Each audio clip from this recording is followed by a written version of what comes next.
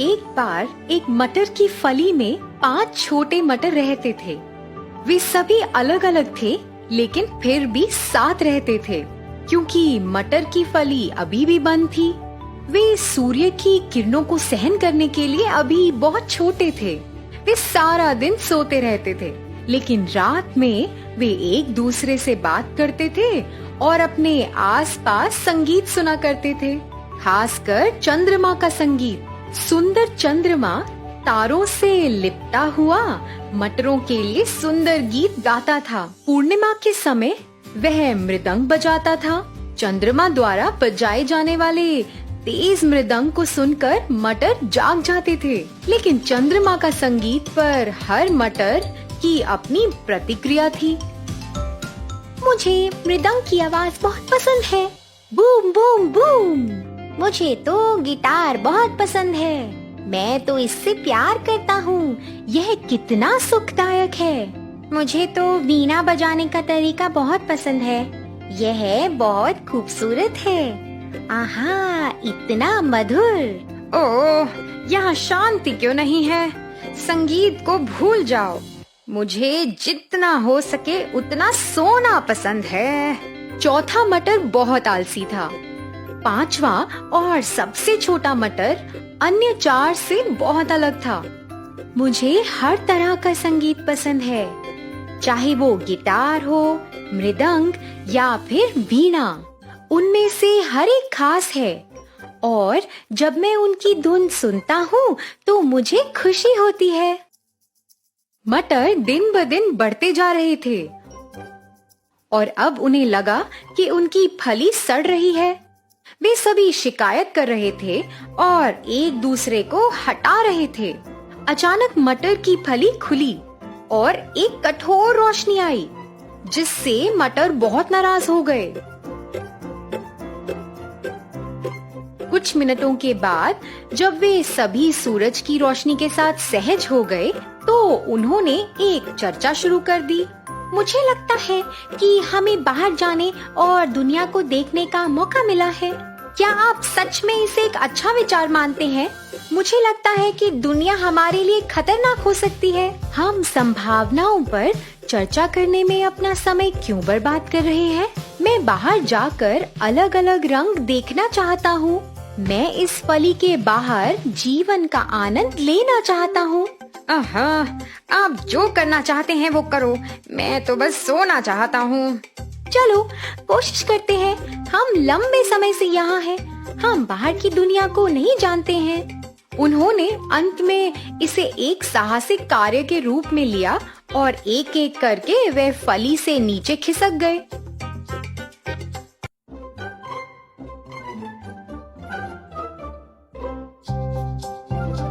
वे सभी मटर के ढेर पर उतरे। वाह, वो तो कितना सुंदर है। अरे देखो, हम जमीन से इतनी ऊंची एक शाखा पर बैठे हैं। जैसा कि वे नई दुनिया के बारे में बात कर रहे थे, वे देख रहे थे कि एक लड़का उन्हें देख रहा है। ये मटर मेरे गुलेल के लिए एकदम सही लगते हैं। मुझे उन्हें भी उठाना चाहिए।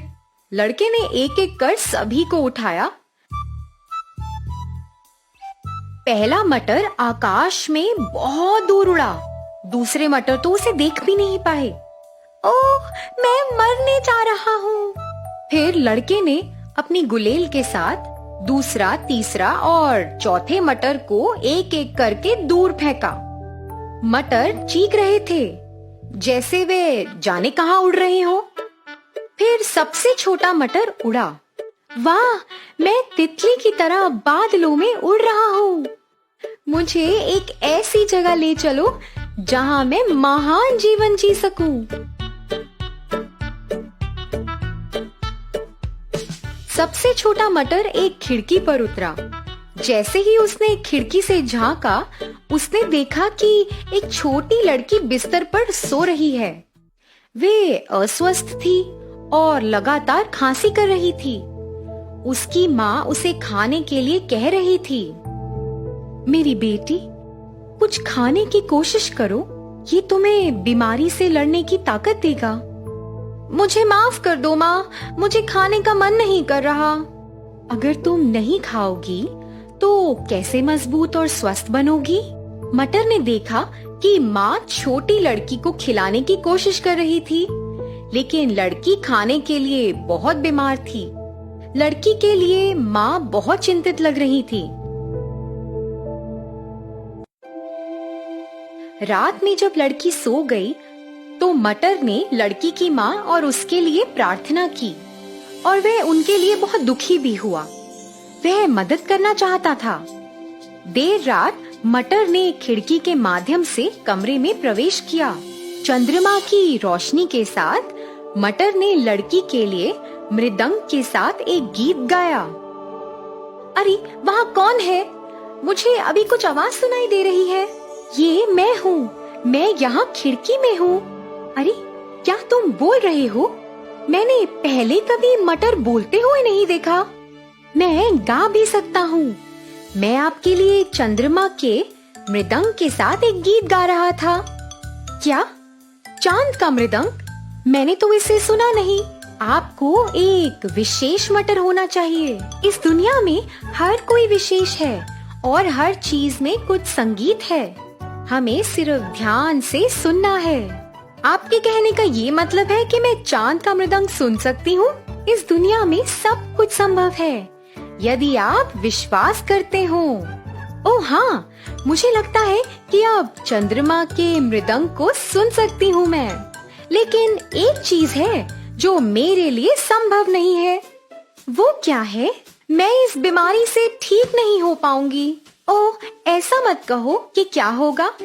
अगर मैं एक मटर के अलावा कुछ और बन सकूं तो तब आप फिर से बेहतर बन सकते हैं। लेकिन आप केवल एक मटर हैं। आप और क्या बन सकते हैं? खुद पर विश्वास रखें और आप कुछ भी कर सकते हैं। अगर मैं कुछ और बन जाऊं तो क्या आप मानेंगे कि आप ठीक हो सकते हो? हाँ ठीक है। सुबह जब लड़की जाग गई तो उसे मटर के साथ बातचीत याद आई। वह खिड़की के पास मटर को तलाश रही थी, लेकिन वो तो वहाँ नहीं था। ये कितना सुंदर है। जैसा कि मटर ने कहा, क्या मैं ये नहीं मान सकती कि मैं ठीक हो सकती हूँ? मुझे लगता है कि मैं बेहतर हो जाऊंगी। इसी बीच सबसे छोटा मटर उसे प्रेरित करना चाहता था। वह खिड़की के बाहर रहा और कुछ दिनों तक धूल में लिपटा रहा। बाद में जब सर्दी आ गई तो धूल ने उसे बर्फ से बचने में मदद की।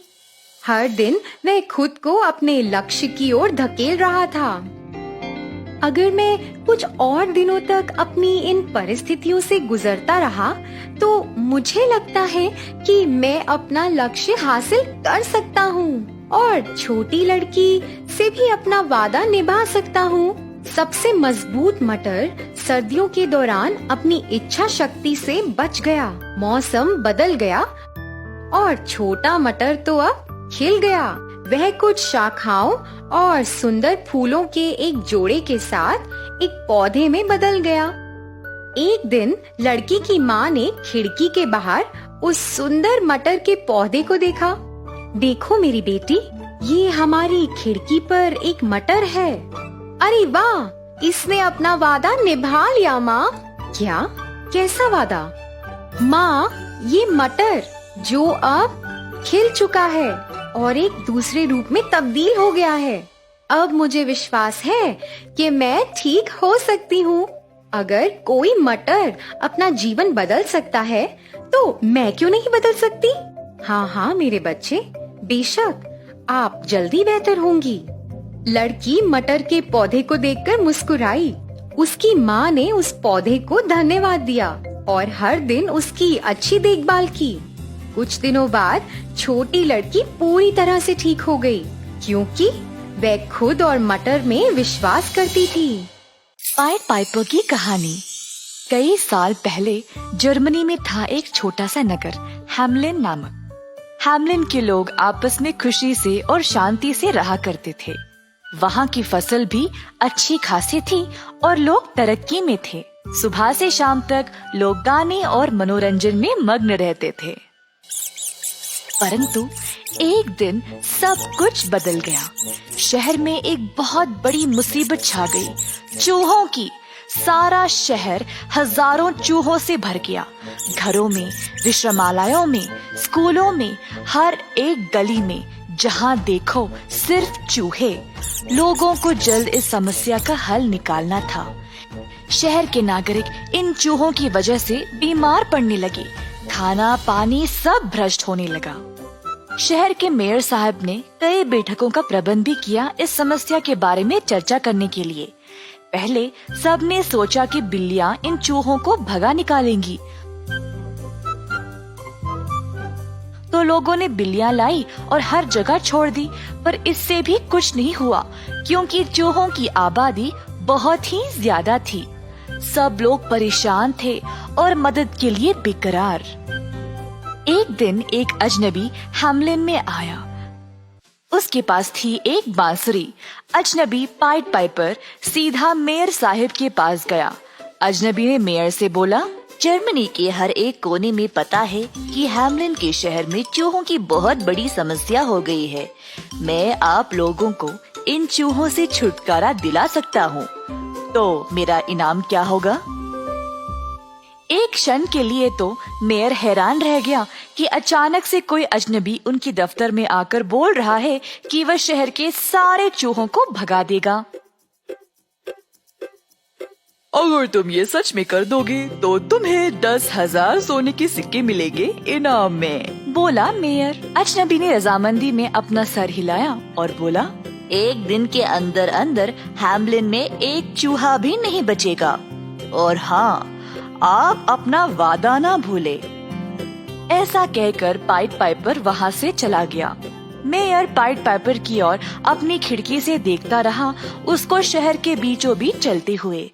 फिर अचानक से पाइट पाइपर ने अपनी बांसुरी पर एक अनोखा धुन बजाना शुरू किया।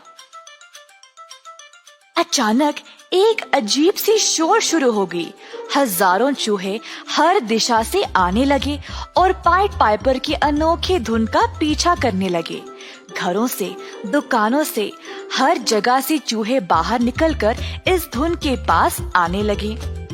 हुआ ये था कि धुन की वजह से चूहे सम्मोहित हो गए। अजनबी समुंदर की ओर चलने लगा और शहर के सारे चूहे उसके पीछे पीछे। काफी अनोखा दिशा था शहर के सारे लोगों को। हैम्लिन के सड़कें इन चूहों की लहरों की वजह से काले नजर आने लगे। अजनबी अपनी बांसुरी बजाते बजाते सीधा समुंदर के अंदर घुस गया और साथ साथ सारे चूहे भी। चूहे पानी की लहरों में पकड़े गए और सब के सब डूब गए। इस तरह पाइट पाइपर ने अपने वादे अनुसार हैम्लिन को सारे चूहों से मुक्त कर दिया। अजनबी शहर वापस आया और मेयर के पास गया अपने 10,000 सोने के सिक्के लेने के लिए। मेयर और शहर के सारे लोग ये नजारा देखकर बहुत खुश हो गए। पर मेयर ने अपनी जुबान बदल डाली। उन्होंने कहा, तुमने बहुत ही बढ़िया काम किया है, पर एक दिन के काम के लिए 10,000 सिक्के कुछ ज्यादा ही है। मैं तुम्हें केवल 500 सिक्के दूंगा। और बेवकूफ मेयर ने उसको अंत में एक भूटी कौड़ी भी नहीं दी। अजनबी ने मेयर की ओर गुस्से से देखा और कहा, अब मैं एक और धुन बजाऊंगा और आप इसके अंजाम से खुश नहीं रहोगे, देख लेना। सड़क के बीचों बीच जाकर उसने अपनी बांसुरी फिर से बाहर निकाली और बजाना शुरू किया। इस बार अजनबी ने कुछ अजीब सी धुन बजाई। हैम्लिन के सारे बच्चे जो थे अचानक से अपना काम काज, खेलना कूदना बंद कर दिए। एक एक करके पाइट पाइपर के पीछे जाने लगे। अजनबी शहर से बाहर निकल गया और कहीं दूर पहाड़ों में गायब हो गया, और उसके साथ साथ हैम्लिन के सारे बच्चे भी। बच्चों के माँ बाप रोने लगे। उस अजनबी ने हमारे बच्चों को कहाँ लिया है? शिकायत की सबों ने मेयर साहब के पास। मेयर असहायक था। उसको पता था कि उसने अजनबी को धोखा दिया है। अजनबी हैम्लिन वापस तो आ गया, पर बच्चे नहीं। मेयर तुरंत उसके पास गया माफी की भीख मांगने के लिए। उसने बहुत विनती की बच्चों को वापस ले आने के लिए। पर बिना कुछ कहे पाइट पाइपर बस मुड़कर वहाँ से चला गया। शहर के सारे लोग मेयर के दफ्तर के बाहर आ खड़े। सबने उन्हीं की ओर उंगली उठाई। हमारे बच्चे कहाँ हैं? मेयर शर्मिंदा होकर बस चुपचाप खड़ा रहा। अब तुमको ही ढूंढना पड़ेगा। हमारे बच्चों को वापस ले आओ। मेयर शहर से भाग गया पहाड़ों की ओर। उसने सालों साल बिताए गायब हुए बच्चों को ढूंढते हुए। इस कहानी से हम ये सीखते हैं कि हमेशा अपने दिए गए वादों को पूरा करें।